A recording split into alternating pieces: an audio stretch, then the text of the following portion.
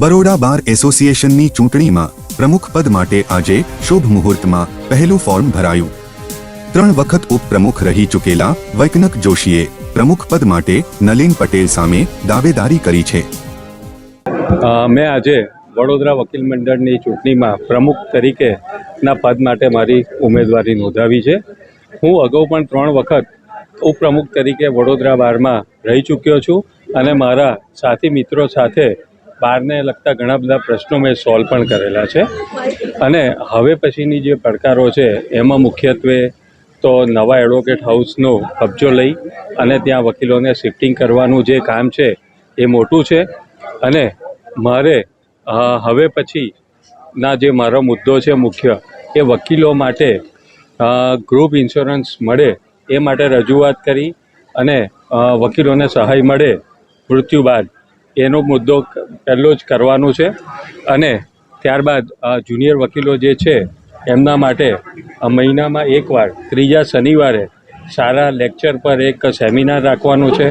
જેના કરીને નવા કાયદાઓથી નવા છોકરાઓ જે વકીલાતમાં આવે છે એ અવગત થાય એવું મારું મુખ્ય કામ રહેશે। આજરોજ વડોદરા વકીલ મંડળમાં આવનાર 20 ડિસેમ્બરની ચૂંટણીમાં હું મેનેજિંગ કમિટીની પોસ્ટ માટે મારું નામાંકન આજરોજ ભરેલ છે। ગત વર્ષે પણ વડોદરા વકીલ મંડળે મને જંગી બહુમતીથી જીતાડીને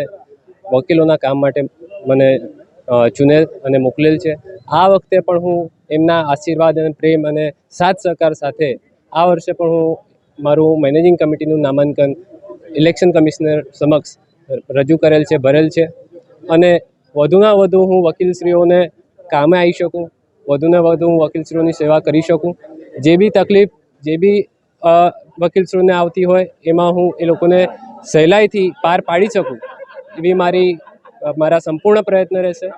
અને જેમ ગત વર્ષે મને વડોદરા વકીલ મંડળે જંગી બહુમતીથી જીતાડેલ છે એ જ મુજબ આ વર્ષે પણ વડોદરા વકીલ મંડળના તમામ વકીલશ્રીઓને મારી નમ્ર વિનંતી છે કે આ વર્ષે પણ મને જંગી બહુમતીથી જીતાડીને એમના કાર્યોને કરવા માટે મત આપી વિજય બનાવવા મારી નમ્ર અપીલ છે। ખાસ કરીને યુવા મતદાતાઓ જે વકીલ મિત્રો છે એ પણ પોતે આ ચૂંટણીમાં મત કરશે ત્યારે નિર્ભરતા એમની પર છે। ખાસ કરીને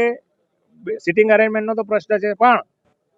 ખાસ જુનિયર મિત્રો જે લોકો નવા આવે ત્યારે આર્થિક બાબતોનું સંક્રમણ અનુભવ થાય ત્યારે અમે તો એવું ઈચ્છીએ છીએ કે આ જુનિયર વકીલ મિત્રો માટે સ્ટાઇપન્ડની જો વ્યવસ્થા કરે અને સ્ટાઇપન્ડ માટે જો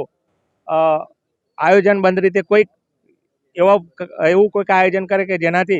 જુનિયર વકીલ મિત્રોને આર્થિક સંક્રમણ ન અનુભવે, કારણ કે પ્રથમ 2 વર્ષ આર્થિક રીતે નહીવત જેવું પણ આવક જુનિયરોને મળતી નથી। એટલે મારી એક જ એવી લાગણી છે